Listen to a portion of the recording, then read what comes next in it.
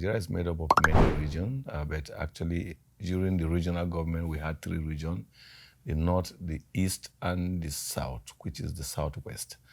But after some time, the regions were also divided into 6. And there are interesting divisions among those regions.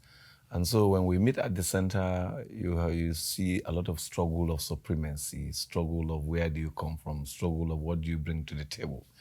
And then the other aspect of Nigeria is that Nigeria is made up of a large number of Christians and Muslims. People who care to read them will say they are about 50% each. Because of the population strength of these 2 major religions, you have a lot of tussle, you have a lot of struggle, you have a lot of identity issue. Are you a Muslim or a Christian? Do you belong to the south or the north? In the south, are you southeast or southwest or south-south? In the north, are you northeast, north central or northwest? So all these struggles metamorphose into violent clashes. The fact that even if 2 friends begin to fight and they belong to a different identity, it will become a communal fight. If some people are having some disagreement in the market, but because they belong to either Christian or Muslim, it turns out to be everybody's fight. This has been going on for a very long time. After the independence in 1960, as we were making progress, the military taking over government in 1966 and 1967 led to a civil war, which was between the federal government of Nigeria and the Biafran government. That war led to the death of so many people. We lost so much. But after the war, Nigeria united to continue to march forward as one entity. But togetherness have really not been as solid as expected. You still have people paying more allegiance to their tribe, more allegiance to their region, more allegiance to their religion, more allegiance to the area they come from than to the nation. Some of us who are in Peacebuilding will say that the only thing that unites Nigeria is soccer. Once Nigerians are playing soccer, everybody becomes a Nigerian because we want to see our country win. But once we are out of there, it's something else. Another thing that unites Nigerians is when those who are in government or in power want to steal our money, so they can unite to steal our money.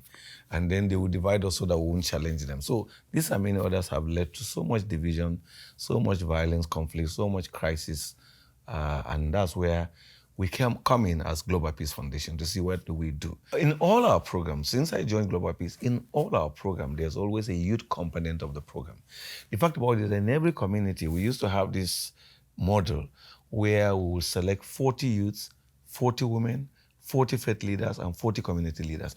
Because we realize that when you don't bring youths to the table, you won't find a way out. You can have all the conversation with faith leaders, all the conversation with community leaders, even conversation with the women.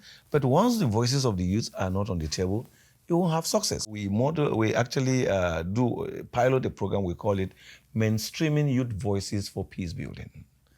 We wanted the voices of the youth to come. So we particularly picked 2 communities. One in Kuje. Kuje is in Abuja, the Federal Capital Territory. Another one was in Garki, and Garki is also in Abuja, the Federal Capital. We begin to engage youth. And it came at the right time when Nigerian youth came out massively to protest against certain policies of government and police brutality. It is popularly called NSAS. That particular incident led the NTA and other stations to call us and the youth we've been engaging with to pacify other Nigerian youth for peace.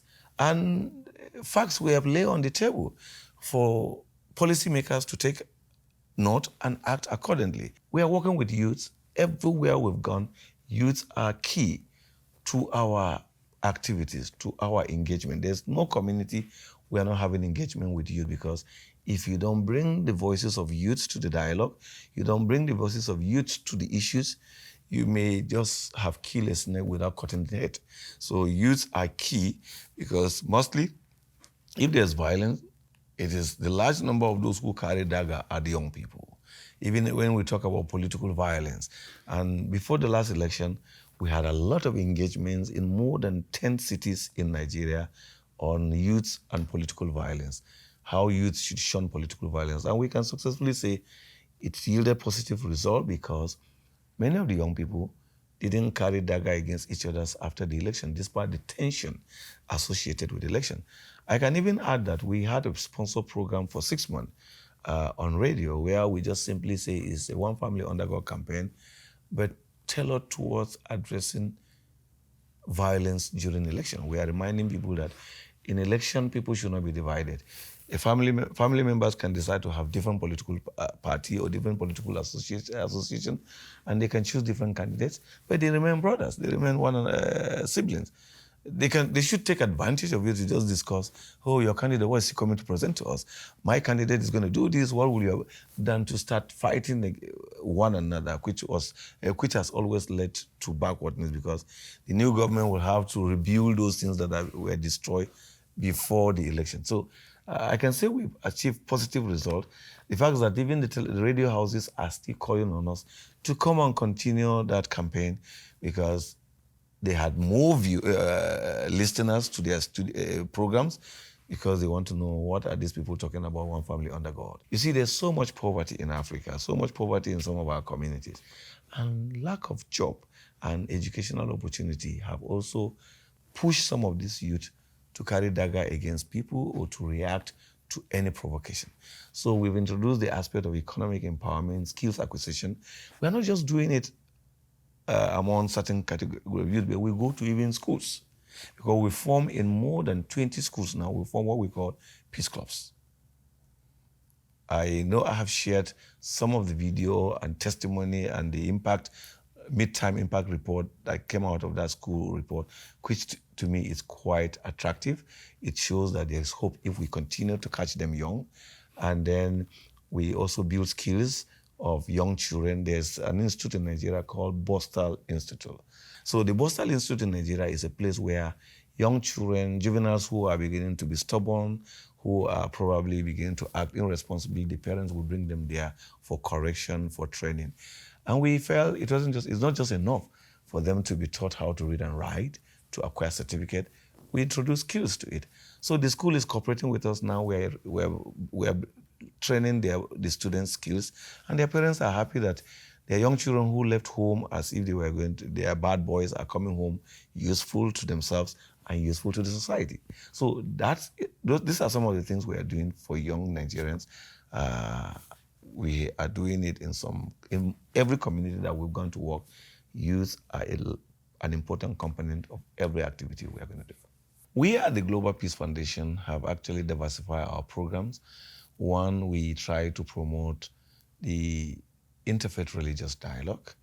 And the second thing is that we promote values that unite people, values that promote togetherness, values that encourage accountability, honesty, transparency, and love in the society.